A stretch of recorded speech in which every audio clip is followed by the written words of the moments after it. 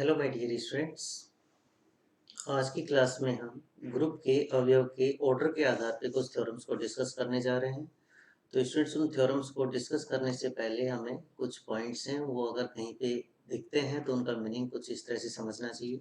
जैसे मान लो कहीं पे आपको कहा गया है कि order of a equals to m लिखा हुआ है, तो इसका क्या मतलब होता है कि ए को कम से कम एम बार ऑपरेट करें तो हमें डेफिनेटली आइडेंटिटी मिलेगी।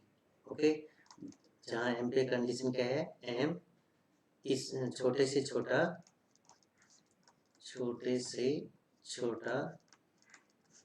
धनात्मक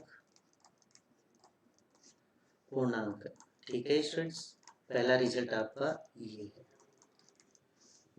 ऑर्डर की डेफिनेशन से। दूसरा, कहीं पे अगर आपको ये दिखाई देता है कि ए की पावर एम बराबर आइडेंटिटी है, तो इसका मीनिंग क्या है कि ऑर्डर ऑफ ए एम नहीं है, ऑर्डर ऑफ ए या तो एम होगा या एम से छोटा होगा। ठीक है, अगर कहीं पे आपको डिवीजन एल्गोरिथम लगानी है तो आप क्या करोगे, जैसे मान लो आपके पास एक पॉजिटिव इंटीजर बी है, दूसरा पॉजिटिव इंटीजर ए है और साथ में बी बड़ा है किससे, ए से है, तब डिवीजन एल्गोरिथम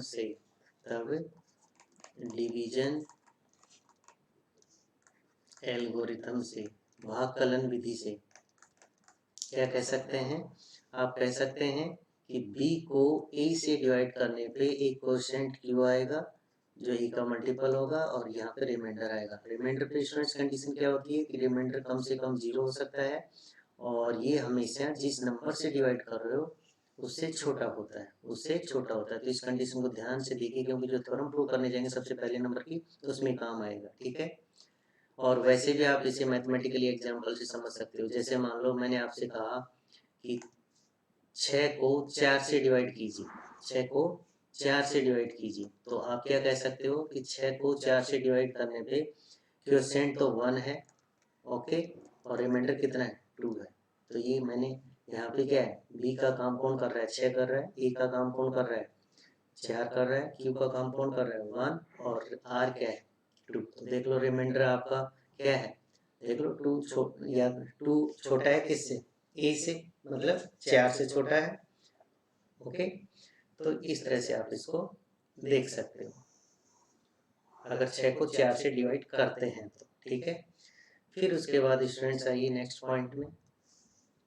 अच्छा, कल की क्लास में स्टूडेंट्स मैंने डिस्कस किया आपके सामने किसके बारे में, जैसे मैंने आपके सामने डिस्कस किया था, जैसे एक एग्जांपल लिया था जिसमें ऑर्डर ऑफ ओमेगा कितना था, 3 था। तो इसका मतलब अभी फर्स्ट पॉइंट जो बताया उसके order of some number is 3, तो इसका मतलब इस नंबर को कम से कम इतनी बार ऑपरेट करें तो ये आइडेंटिटी देगा। तो लास्ट क्लास के अकॉर्डिंग ए की पावर 3 पे आपको क्या मिलेगी, आइडेंटिटी क्या थी उस ग्रुप की, 1 थी। ठीक है, लेकिन आपने, अच्छा, ए की जगह आपके पास इस समय क्या है, ओमेगा है, ए की जगह क्या है आपके पास, ओमेगा है। ठीक है, तो ओमेगा की पावर 3 इक्वल्स टू, लेकिन आपने ये भी तो देखा था साथ में, आपने ये भी देखा था कि ओमेगा की पावर 6 भी 1 आ रहा था, ओमेगा की पावर 9 भी 1 आ रहा था। तो इससे क्या मतलब हुआ, इससे क्या मतलब है कि जैसे ओमेगा की पावर 6, मतलब ओमेगा की पावर 6 करने पे आपको आइडेंटिटी मिल रही है। तो देखो इस 6 को मैंने क्या लिखा, 2 × 3 लिखा, तो यहाँ से मैं क्या कह सकता हूँ कि 6 3 का गुणज है, बोलो है नहीं, 3 को 2 से मल्टीप्लाई करो तो 6 आ जाएगा। तो यहाँ से 6 को आपने क्या लिखा कि 6 3 का गुणज है, लेकिन 9 है उसको भी आप क्या लिख सकते हो, 3 × 3, तो यहाँ कह सकते हो कि 9 3 का गुणज है। ठीक है, फिर उसके बाद जैसे मान लो 12 पे आपको 1 मिला था, तो 12 को आप क्या लिख सकते हो, 4 × 3, तो यहाँ से आप कह सकते हो कि 12 3 का गुणज है। ठीक है, तो आपको एक पैटर्न पता चल रहा है कि जो छोटे से छोटा धनात्मक पूर्णांक जिसके लिए आइडेंटिटी प्राप्त होती है और उसके बाद अगर किसी n के लिए आइडेंटिटी प्राप्त होती है, तो जो बाद वाला जो n होता है वो उस छोटे से छोटे धनात्मक पूर्णांक के मल्टीपल में लिखा जाता है। तो आज की जो फर्स्ट थ्योरम है वो कुछ इसी तरह के रिजल्ट पे आधारित है। ठीक है, तो अपन नेक्स्ट पेज में थ्योरम नंबर सेकंड को, थ्योरम नंबर फर्स्ट को लिखते हैं या इसे सॉल्व करेंगे। देखिए जरा, ये रिजल्ट्स आपके क्लियर होने चाहिए क्योंकि चारों पांचों रिजल्ट्स आपके इन थ्योरम्स में यूज होने वाले हैं जो आज अपन कर रहे हैं। ठीक है, तो ये देखिए जरा थ्योरम,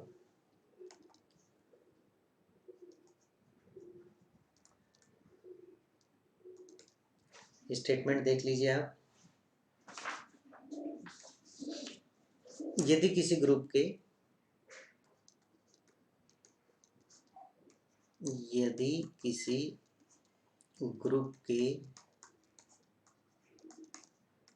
एक अवयव एक की कोटि n है, तब सिद्ध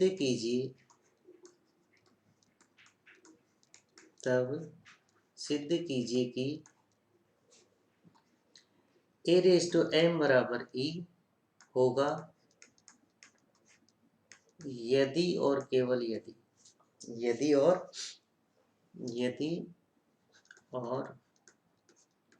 केवल यदि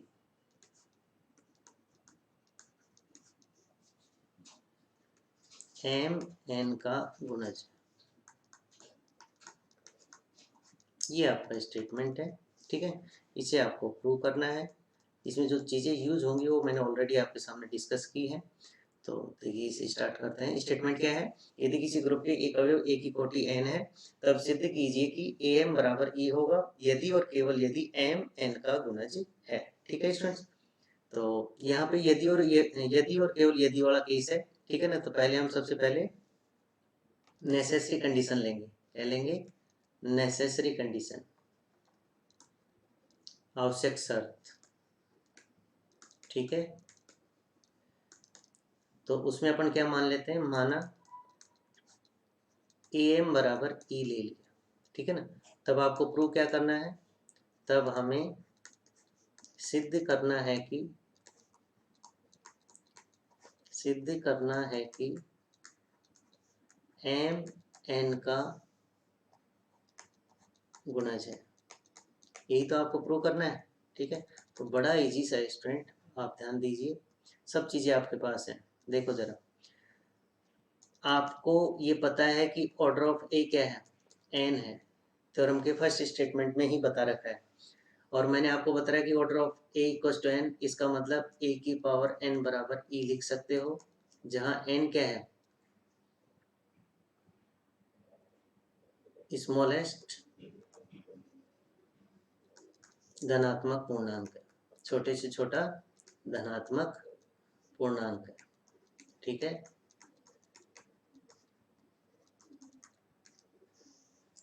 तो इसे आप इक्वेशन नंबर फर्स्ट कह दीजिए।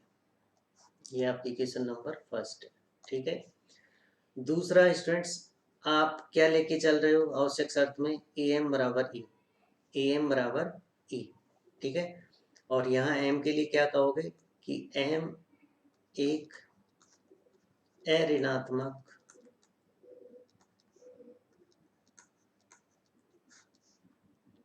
पूर्णांक है। मतलब m का मान 0 हो सकता है, 1 हो सकता है, 2 हो सकता है, 3 हो सकता है, बट नेगेटिव नहीं हो सकता है, पूर्णांक। ठीक है, तो इसे आप इक्वेशन नंबर सेकंड रख दीजिए। ये आपने लिया हुआ है इस समय, सॉरी।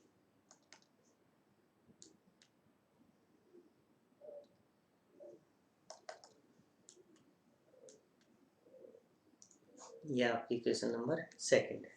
ठीक है स्टूडेंट, तो देखिए जरा, अब यहाँ पे दो चीजें हो सकती हैं। क्या? यदि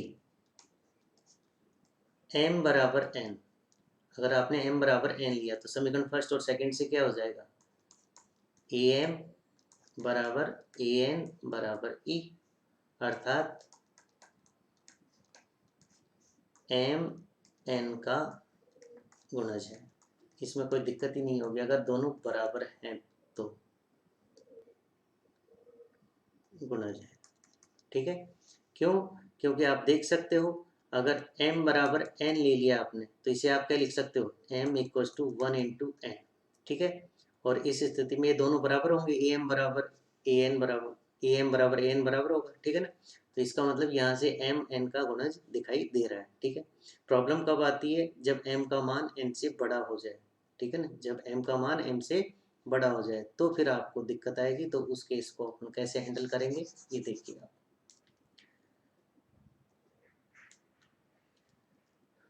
यदि m ग्रेटर देन n, ठीक है ना, तो तब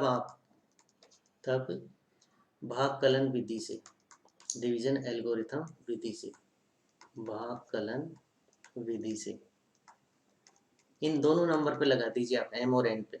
तो मैं क्या कह रहा हूँ, इसमें बड़ा नंबर कौन है, m है, तो m को तो लेफ्ट हैंड साइड में, बड़े नंबर m को आपने n से डिवाइड किया तो कोई क्वोशिएंट q आएगा, ठीक है ना, प्लस रिमाइंडर।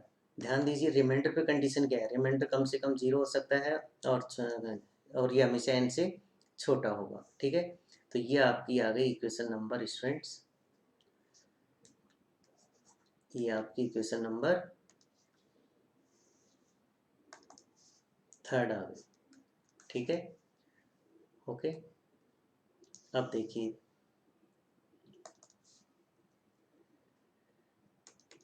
तो आपने क्या लिया है डिवीजन एल्गोरिथम से, m equals to q dot n plus r, ठीक है ना। अब यहाँ से अपन इस r को 0 दिखाना चाहेंगे, क्योंकि जैसे ही आप r को 0 दिखा दोगे, r का मान 0 रखोगे तो ये क्या बचेगा, m बराबर q इंटू एन।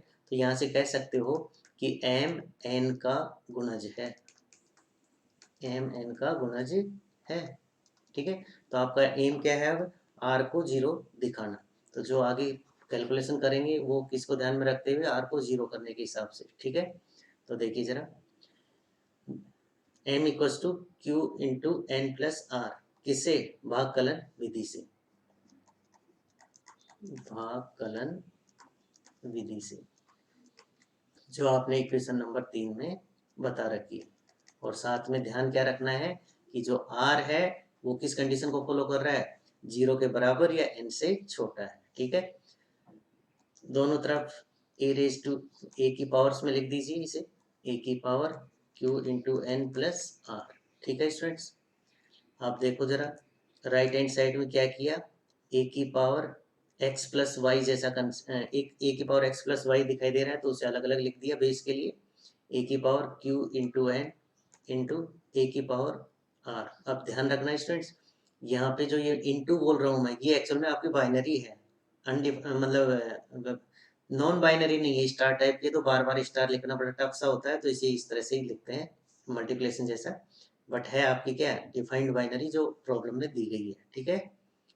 अच्छा, ए रेज टू एम आपका क्या अच्छा इसको तो चलने दो अभी, इसको देखो क्या लिखा मैंने, ए की power n whole multiple q, ठीक है, मतलब पावर में क्यू, और ए की पावर आर, ठीक है, और ए की पावर एम, ए की पावर एन समीकरण फर्स्ट से कितना दे रखा है, ई दे रखा है, ओके। और ई की पावर 1 करो, 2 करो, क्यू करो, हमेशा क्या आएगी, आइडेंटिटी आएगी, ठीक है। तो ये आपका क्या आ जाएगा, ए की पावर एम बराबर ए की पावर आर, और ए की पावर एम भी आपका क्या है, आइडेंटिटी है, कहाँ से, समीकरण नंबर सेकंड से, समीकरण सेकंड से, ठीक है। तो देखो जरा, तो आपको क्या मिल गया, A raise to R equals to E, और ध्यान रहे आर पे कंडीशन क्या है, कम से कम 0 लेस देन एन। अभी मैंने आपको जब फर्स्ट पेज पे स्टार्टिंग की थी तो मैंने बताया था कहीं पे ए की पावर एम बराबर ई लिखा हुआ है, तो इसका मतलब क्या है कि order of A less than और इक्वल टू एम होना चाहिए। अब यहाँ एम की जगह कितना है, आर है, तो order of A less than और इक्वल टू क्या होना चाहिए, आर, ठीक है। और आपको पता है कि ये जो आर है ये किससे छोटा है, एन से, ठीक है ना। तो यहाँ से आप क्या लिख सकते हो, order of A less than और equal to R less than N, ठीक है, ओके। अब यहाँ से अगर आप ऑर्डर ऑफ ए को आर मानते हो, अगर आप इसकी वजह से ऑर्डर ऑफ जैसे यहाँ ए आर इक्वल टू ये है, अगर यहाँ से ऑर्डर ऑफ ए को अगर आप आर मानते हो, ठीक है ना, तो ऑर्डर ऑफ ए आर हो जाएगा। उस स्थिति में आर किसके बराबर होना चाहिए, एन के बराबर, क्योंकि ऑर्डर ऑफ ए स्टार्टिंग में ही क्या बता रखा है, एन बता रखा है।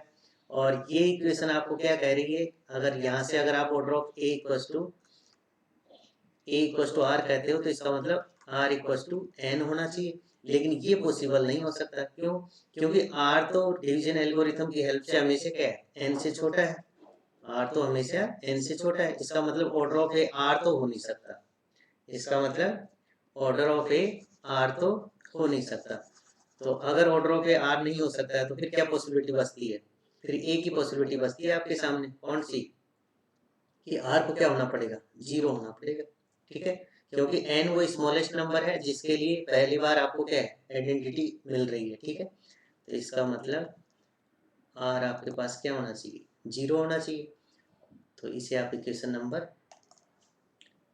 4। ठीक है, समीकरण नंबर 3 देखिए आपके पास क्या थी। समीकरण नंबर 3 आपके पास यही है, m equals to q n plus r. ठीक है ना, और समीकरण नंबर 4 से r कितना मिल चुका है आपको, 0 मिल चुका है। ठीक है, तो लिख दीजिए आप यहाँ पे समीकरण 3 और 4 क्या इम्प्लाई कर रही हैं आपको, m बराबर q इंटू एन। ठीक है ना, और ये चीज़ क्या कहती है आपसे कि m n का गुणज है।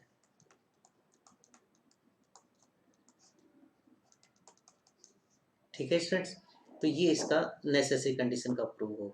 ठीक है, ये क्या है, नेसेसरी कंडीशन का प्रूव हो गया। अब आपको सफिशिएंट कंडीशन को प्रूव करना है। ठीक है, तो वो भी आप कर सकते हो। देखिए जरा,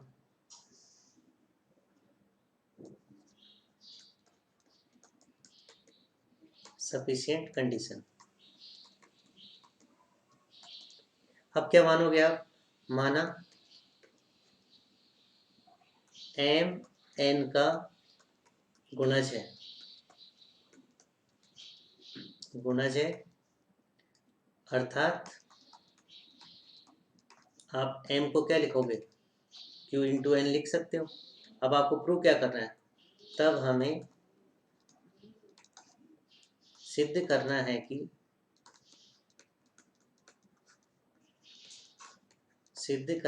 कि ए रेज टू एम बराबर ई होना चाहिए। ठीक है, ये आपको प्रूव करना है। तो आपने अभी क्या माना है, आपने अभी माना है m equals to q into n माना है आपने। ठीक है, तो इसको दोनों तरफ ए की पावर्स में लिख दीजिए, ए की पावर m इक्वल्स टू ए की पावर q इंटू एन। ठीक है स्टूडेंट्स, ये लिख सकते हो आप। राइट हैंड साइड में देखो, q और n आपके क्या है, इंटीजर्स है, तो इसे आप n इंटू क्यू लिख सकते हो। ठीक है, 2 इंटू 3 करे या 3 इंटू 2 करे, दोनों चीज़ें कैसी हैं, सेम है। ठीक है, तो अब इसे मैंने क्या लिखा, ए की पावर n ऐसा की। ठीक है ना, तो ये भी चलेगा आपका लॉ ऑफ इंडिसेस से, घातांक के नियम से, जो पुरानी क्लास में आपको बताया गया है। ठीक है, अब ए की पावर n क्या दे रखा है आपको स्टूडेंट्स, ई दे रखा है, क्या दे रखा है, ई दे रखा है। कहाँ से, समीकरण नंबर 1 से। ओके, तो A raise to M equals to, और ए की पावर 1 टाइम करे, 2 टाइम करे या q टाइम्स करे, आइडेंटिटी की पावर कुछ भी करे, क्या आएगी, आइडेंटिटी आएगी। ठीक है ना, तो यही आपको प्रूव करना था। ठीक है ना, यही आपको प्रूव करना था। ठीक, तो पहले आपने नेसेसरी कंडीशन लेते हुए ए एम बराबर ई लेते हुए आपने क्या दिखाया, एम एन का गुणज है, और दूसरी बार आपने सफिशिएंट कंडीशन में एम बराबर क्यू इंटू एन लेते हुए आपने क्या दिखा दिया, ए एम बराबर ई। तो यही आपका प्रूफ है इस थ्योरम। ठीक है स्टूडेंट्स, तो काफी इंपॉर्टेंट थ्योरम है, आरयू एग्जाम में अक्सर ये आती रहती है। ठीक है, अब देखिए नेक्स्ट थ्योरम। नेक्स्ट थ्योरम है स्टूडेंट्स आपके पास, ये भी आपके एग्जाम में आई हुई थ्योरम है।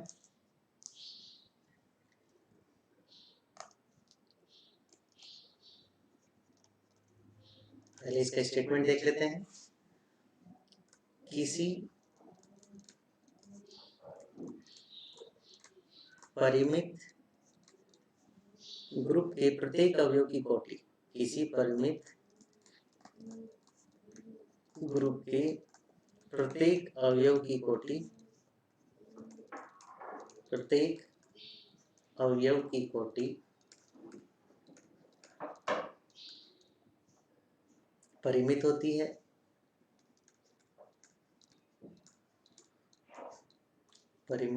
है तथा यह ग्रुप की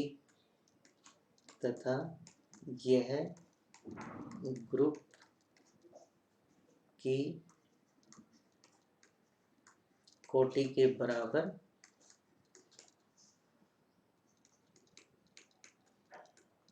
बराबर या उससे कम होती है।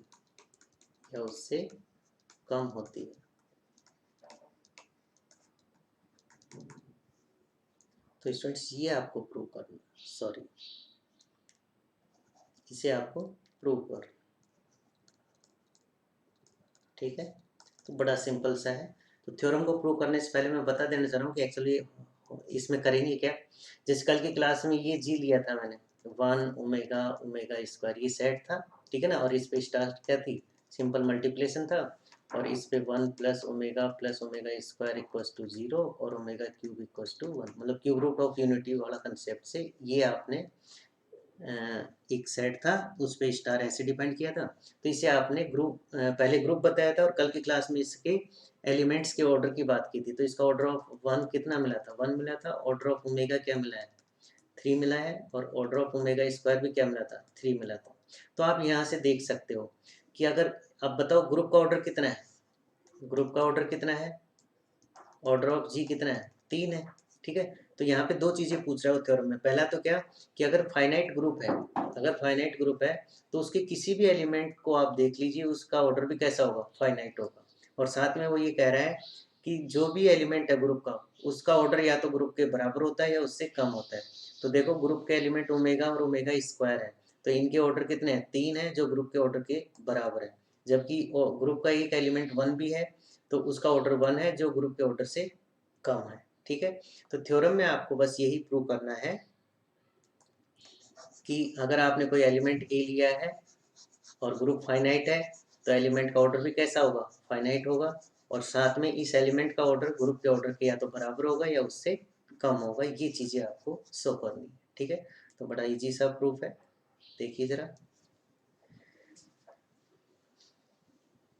स्टार्टिंग देखिए।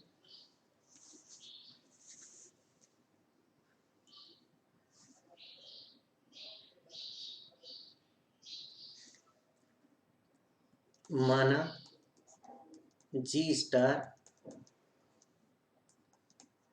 एक ग्रुप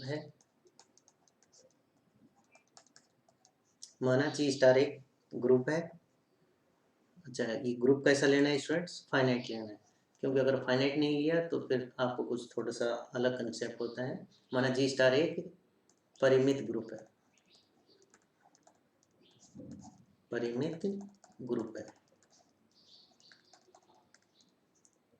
ठीक है।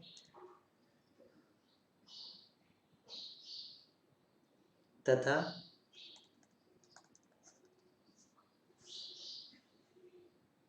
इसका ऑर्डर इसकी कोटि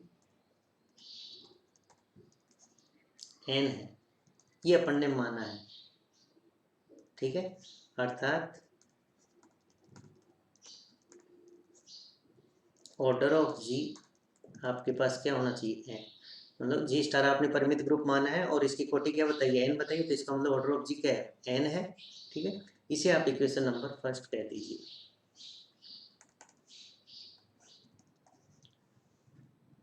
ठीक है। अब देखिए, तब हमें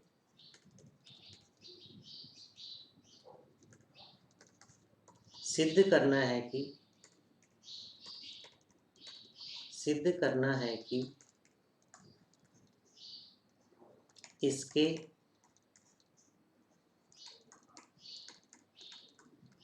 अवयवों की कोटि भी परिमित है एवं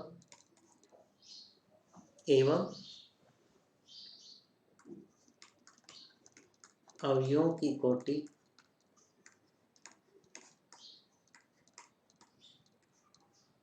n या n से कम है, n से कम है, ये आपको प्रूव करना है। ठीक है स्टूडेंट्स, पहले आपने एक फाइनाइट ग्रुप कंसीडर किया, परिमित ग्रुप कंसीडर किया है, साथ में उसकी कोटि क्या बताइए, n बताइए, इसका मतलब ऑर्डर ऑफ जी आप n कह सकते हो। अब आपको प्रूव करना क्या है कि इसके अवयवों की कोटि परिमित है और साथ में अवयवों की कोटि या तो n होगी या n से कम होगी। ठीक है, ओके। अब देखो, इस थ्योरम को प्रूव करने के लिए पहले आपके पास ग्रुप के एलिमेंट्स होने चाहिए। ठीक है ना, तो ग्रुप माना ग्रुप जी स्टार के अवयव ए square, A cube, A N जैसे हैं।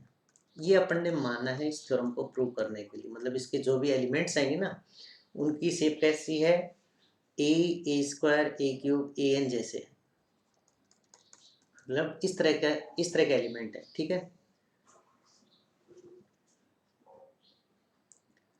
तब A0, अच्छा मैंने शुरुआत की क्लास में बताया था कि जब भी ग्रुप के एलिमेंट की पावर आप 0 लेते हो तो वो हमेशा क्या देगी, आपको आइडेंटिटी देगी। ठीक है ना, तब A0 बराबर identity comma A1 comma A2 comma A3 and AN सभी ग्रुप के अवयव है, अवयव हैं। आपको पता है कि ये तो आपने कहा ही है कि ए square, A cube, A N, ये सारे के सारे किसके अवयव हैं, ग्रुप के अवयव हैं। ठीक है ना, और आपको पता है ग्रुप है तो उसमें आइडेंटिटी भी होती है, तो ए की पावर 0 बराबर आपको क्या मिलेगी, आइडेंटिटी। तो identity A1 A2 A3 AN सभी ग्रुप के अवयव हैं तथा इनकी संख्या n होनी चाहिए, n होनी चाहिए, लेकिन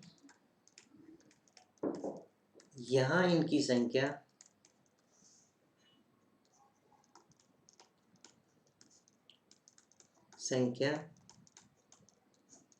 n+1 है।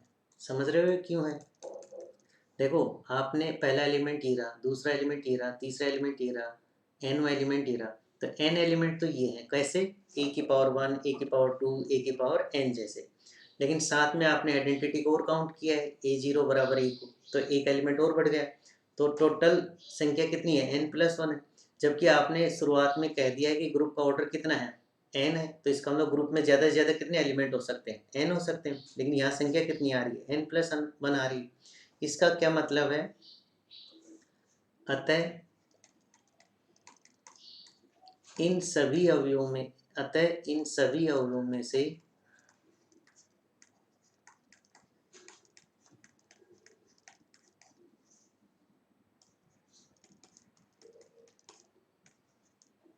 कोई दो अवयव समान होने चाहिए,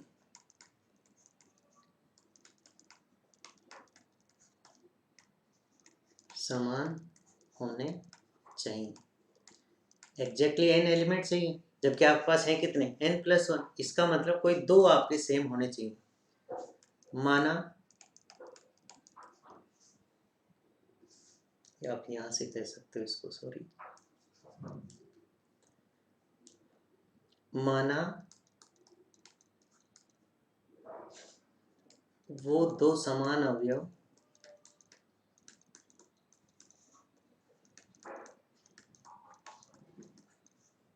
a⁻r तथा a⁻s है,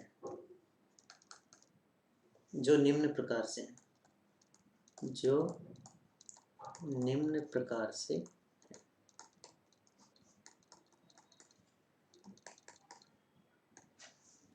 कैसे, ए आर किसके बराबर होगा, ए एस के, लेकिन आर किससे छोटा है, एस से।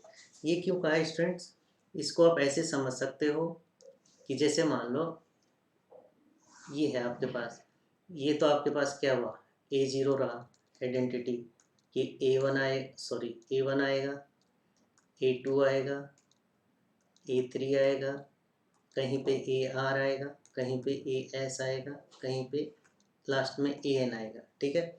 अब देखो AR और AS दोनों समान है, दोनों समान है, लेकिन इनकी इंडेक्सिंग देखो 1 2 3 4 और ये RH पोजीशन पे, ये SH पोजीशन पे, तो इन नंबर्स की वैल्यू समान है, लेकिन इनकी इंडेक्सिंग क्या है, कुछ इस तरह से, ये RW नंबर पे लिखा गया है, ये SU नंबर पे लिखा हुआ है। तो बस यहाँ पे यही लिखा गया है कि AR बराबर AS तो है, लेकिन उनकी इंडेक्सिंग कैसी है, R लेस देन एस, मतलब AR वो नंबर पहले आ रहा है और AS वह बाद में आ रहा है, ठीक है। तो ये आपको ध्यान में रखना है, ठीक है। तो ये आपके पास क्या हो जाएगा, a r equals to a s, और किस कंडीशन को फॉलो कर रहा है, आर लेस देन एस को, मतलब यहाँ से एस माइनस आर क्या कह सकते हो आप, ग्रेटर देन 0, ठीक है स्टूडेंट्स। तो ये आपकी एक इक्वेशन आ गई फर्स्ट, ठीक है। अब आपने स्टूडेंट्स कहा है कि ए आर किसका एलिमेंट है, ग्रुप का, ठीक है। और ग्रुप है तो उसमें प्रत्येक एलिमेंट का इन्वर्स भी एग्जिस्ट करता है, इसका मतलब ए आर का इन्वर्स भी एग्जिस्ट करेगा किसमें, ग्रुप में, ठीक है ना। तो अब आप क्या करो, इक्वेशन नंबर जो फर्स्ट है उसके दोनों तरफ से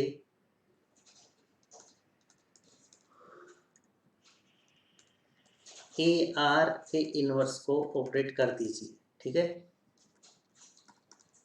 इक्वेशन नंबर फर्स्ट के दोनों तरफ से आप ए आर के इन्वर्स को ऑपरेट कर दीजिए, तो ये क्या हो जाएगा आपके पास, तो यहाँ तो देखो ए एलिमेंट और उसका इन्वर्स एलिमेंट, तो डेफिनेशन के अकॉर्डिंग ये तो कितना बन जाएगा, आइडेंटिटी, और यहाँ पे ये क्या हो जाएगा, ए एस स्टार, और इसे मैं क्या लिख दूँ स्टूडेंट्स, ए माइनस आर, ठीक है।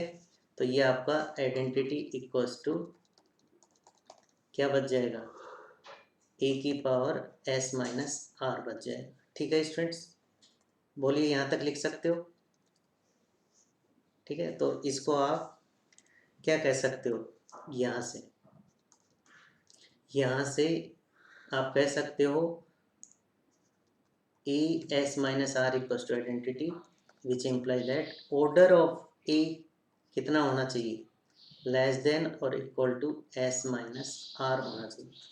ऑर्डर ऑफ ए क्या होना चाहिए, लेस देन और equal to S minus R होना चाहिए, ठीक है। लेकिन आपको ये भी पता है कि ये जो एस माइनस आर है इक्वेशन नंबर फर्स्ट में, एस माइनस आर है, क्या है, ग्रेटर देन 0 है, ठीक है। तो इसका मतलब ऑर्डर ऑफ ए क्या होगा, ग्रेटर देन 0 होगा, और वो एस माइनस आर के इक्वल या उससे छोटा होगा, ठीक है। और ये जो इंडेक्सिंग की है आपने, जैसे मैंने यहाँ पे इंडेक्सिंग की थी इस तरीके से, ये आपके पास A0 था, ये A1 था, यहाँ पे AR था, यहाँ पे AS था, और लास्ट में क्या था, AN। तो जैसे आपने अभी ये दो एलिमेंट लिए, तो हो सकता है वो यहाँ पे भी हो सकते थे एलिमेंट, हो सकता है यहाँ पे भी हो सकते थे, और सबसे लास्ट वाली पोजीशन क्या हो सकती है कि AN से जस्ट पहले AN माइनस 1 आएगा, तो हो सकता है AR ये हो और AS ये हो। तो कहीं पर भी अगर आप देखोगे तो ये जो S माइनस आर है, ये ज़्यादा से ज़्यादा कितना हो सकता है, N के बराबर हो सकता है। तो यहाँ पे है तो N से छोटा होगा, यहाँ पे है तो N से छोटा होगा, यहाँ पे है तो N से छोटा होगा, लेकिन सबसे लास्ट दो पोजीशन पे लोगे तो S माइनस आर आपका N के बराबर भी हो सकता है, ठीक है ना। तो बस यही कंसेप्ट को ध्यान में रखना है आपको।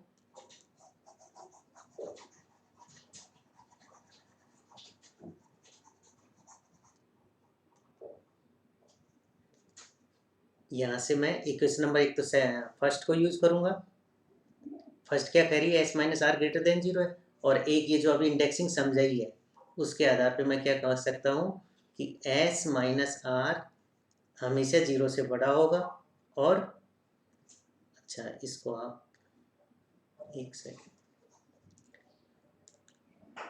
Order of A less than s minus r. S minus r क्या है, हमेशा ग्रेटर देन 0 होगा, तो इसका मतलब ऑर्डर ऑफ ए भी ग्रेटर देन 0 होगा, और ये लेस देन और इक्वल टू एन होगा। ठीक है, तो यहाँ से आपको क्या मिल रहा है स्टूडेंट्स, यहाँ से आपको s minus r always greater than 0 and less than और इक्वल टू एन। ठीक है ना, तो और ये एस माइनस आर एक्चुअल में क्या है, ऑर्डर ऑफ ए, तो इसका मतलब ऑर्डर ऑफ ए एक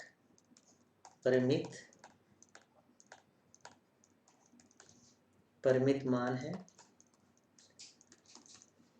जो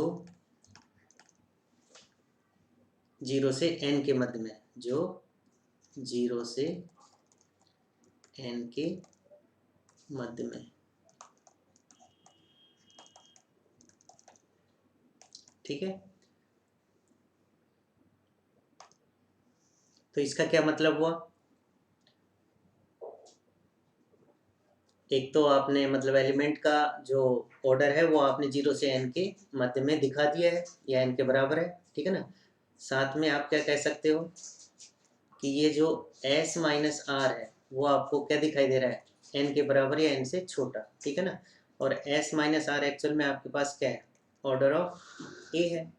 ठीक है, और n क्या है, ऑर्डर ऑफ g था इक्वेशन नंबर फर्स्ट से। आप देखो इक्वेशन नंबर फर्स्ट से ऑर्डर ऑफ जी क्या है, n है। ठीक है, तो n को आप किससे रिप्लेस कर सकते हो, ऑर्डर ऑफ जी से। तो इसका मतलब क्या हुआ, जो अवयव की कोटि है, अवयव की कोटि है वो ग्रुप की कोटि के बराबर या उससे छोटी। ठीक है स्टूडेंट्स, तो यही आपको प्रूव करना था। तो आज की जो दोनों थ्योरम है ये आपके आरयू एग्जाम में आई हुई थ्योरम है, और ग्रुप के एलिमेंट के ऑर्डर के आधार पे अपने अपने इंपॉर्टेंट थ्योरम्स हैं। ठीक है स्टूडेंट्स, तो आज के लिए इतना ही काफ़ी है। थैंक्स।